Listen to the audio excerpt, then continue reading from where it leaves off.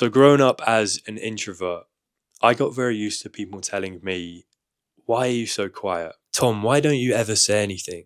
Why do you never speak up? And that was always the most frustrating thing to hear. I'm sure you'll be aware of this, but it's not like we're not trying. It's not like we want to be known as just the quiet kid who never says anything. You know, when I used to play those video games when I was younger, like games like Fallout, where you can pick from the multiple dialogue options, my character was always the most badass, outspoken, like say anything with no fear kind of character who just take no shit from anyone. But when I try and do that in real life, when I try to act more extroverted, it always felt like I was just faking it. Like I was just putting on a separate personality to my own. I always felt like a massive fraud. And for a while, I thought that I'd never make any proper friends because at the best of times, I couldn't even have a basic conversation with people. I thought I was just either too introverted, too awkward, and that's just how I was. I was never going to change. But as I got older, I realized that the problem was not the fact that I am this introverted, quiet person by nature. It was more down to these conversational habits and mistakes that I conditioned myself into over the years that were just making it a whole lot harder to connect with people. So in this video, I'm going to go through the 5 biggest conversational mistakes that I see introverts making, that I used to make all the time. And addressing these is just going to make all your social interactions a whole lot smoother. So the very first mistake that pretty much every introvert I know makes is not warming up before a big social outing. So let's say, for example purposes right now, I'd been sitting in my room all day, not doing anything, and someone was to magically teleport me into the middle of a party, a room full of people.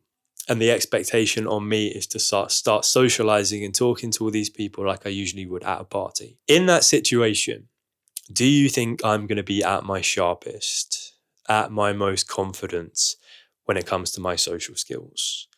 Would you even really expect me to be comfortable in that environment? Probably not.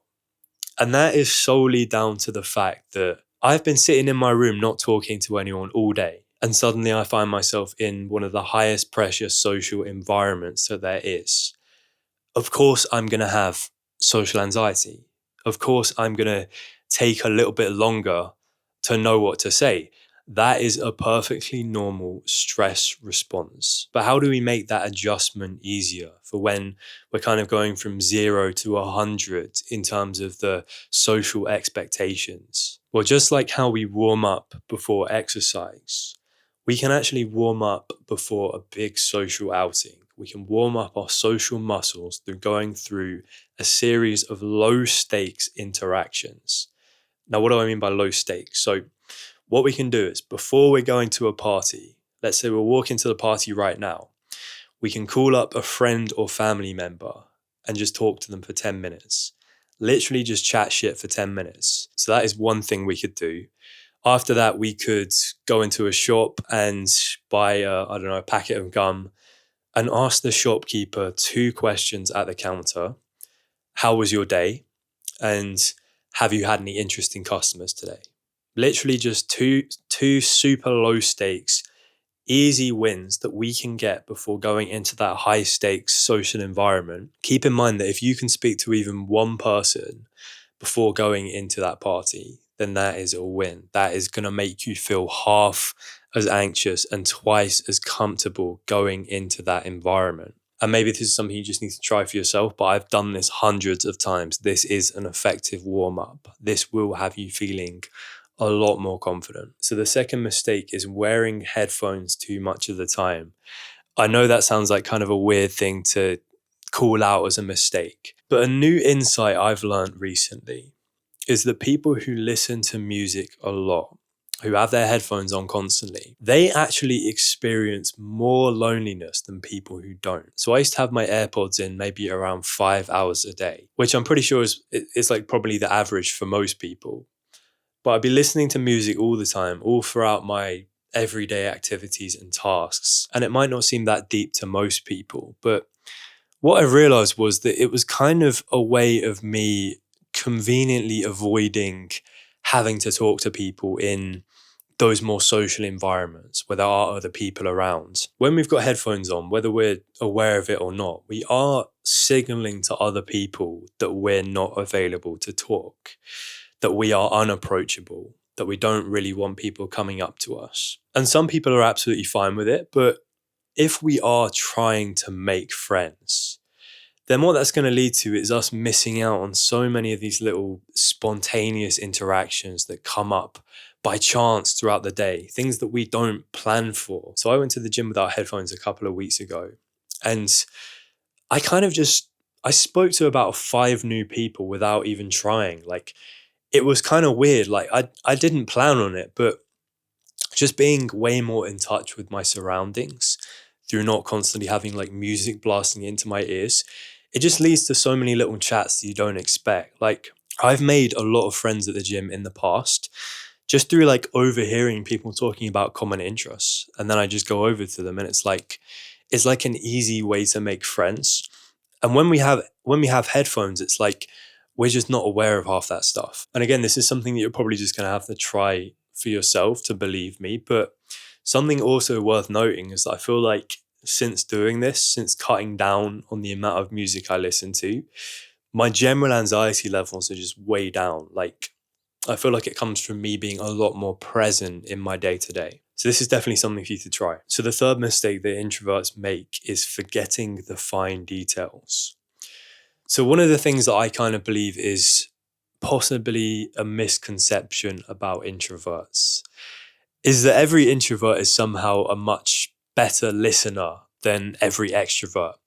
That introverts are born with the gift of listening. Some introverts are naturally good listeners. I wouldn't say I'm one of those people, but listening is actually more of a skill. It's not something that we are inherently good at. It's something which we have to train to get better at. And I've definitely improved my listening over like the last 2 years. But I still often find my mind wandering when other people are talking to me, to the point where I'm either just not listening properly or I forget basic information that I've been told. And that can lead to me coming across as a little bit disinterested or maybe even rude. For instance, there is no faster way to make someone dislike you than to forget their name. It's seriously one of the worst things we can do. And then vice versa, when I've had people remember things that I told them 6 months ago, I've always felt so unbelievably complimented by that. Like, it will instantly make me like that person more. So as introverts, if we can make extra effort to listen, i.e. not just waiting for our turn to speak, if we can remember and hold on to those fine details like people's names, their hobbies and interests, or important milestones in their life, that is going to make such a world of difference towards making them feel valued and important. So the fourth mistake that introverts commonly make is viewing every single silence as awkward. So growing up, especially in big group settings, it always felt like everyone's kind of competing with each other.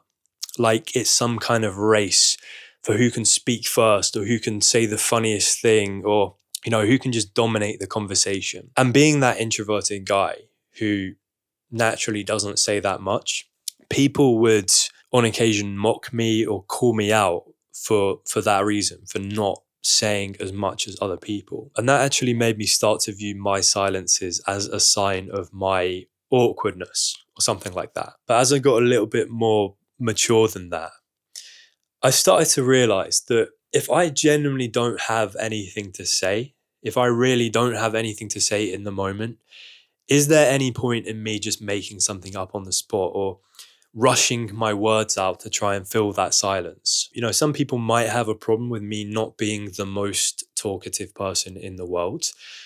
And to be honest, at this stage in my life, those people are not really the ones I'm out to impress anymore. But in some environments, to be the person that chooses your words carefully or even chooses not to say anything at all, that can actually be viewed as quite a high status, powerful trait. Think about it.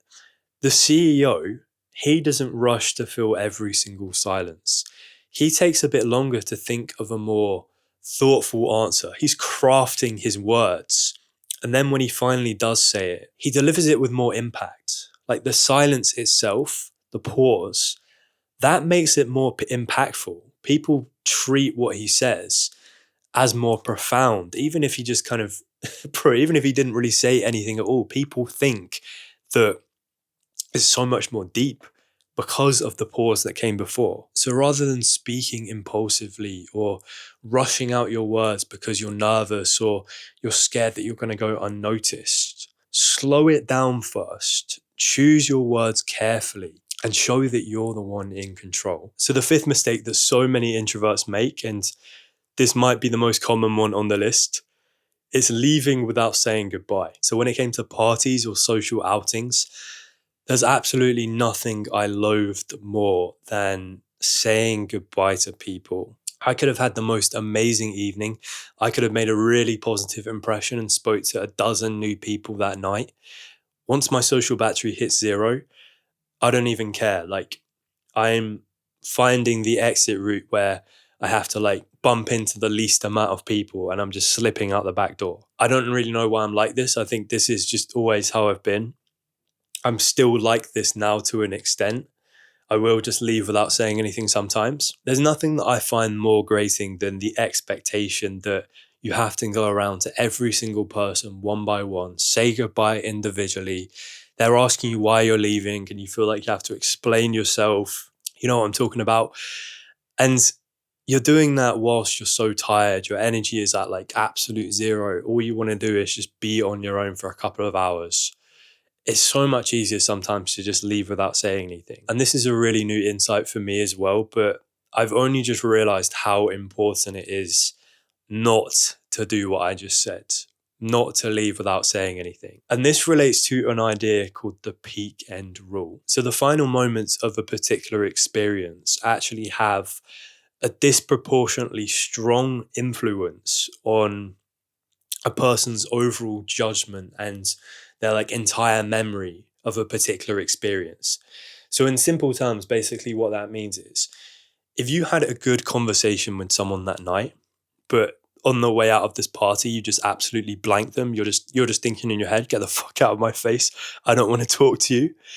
That can actually sour their overall memory and like opinion of you. You're probably thinking, no shit, but that is the lasting impression you're leaving. And then vice versa, if the final impression you give, your goodbye, let's say, if that is incredibly warm and polite and the other person just kind of views you as this really friendly, positive guy, that can actually redeem a conversation that the other person found maybe a little bit mediocre or even unpleasant. It can kind of raise it up into overall a positive experience and have them wanting to see you again or like viewing you as someone they could potentially be friends with. So I found that to be quite a cool insight because it's like you could actually fuck up a conversation on that night, but your goodbye could end up being the lasting impression.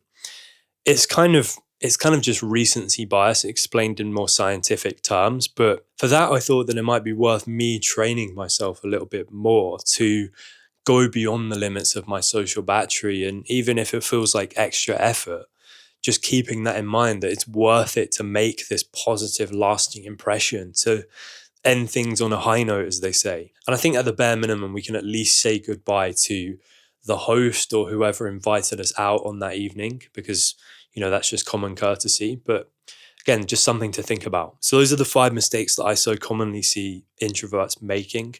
Let me know your thoughts down below. I will see you in the next one.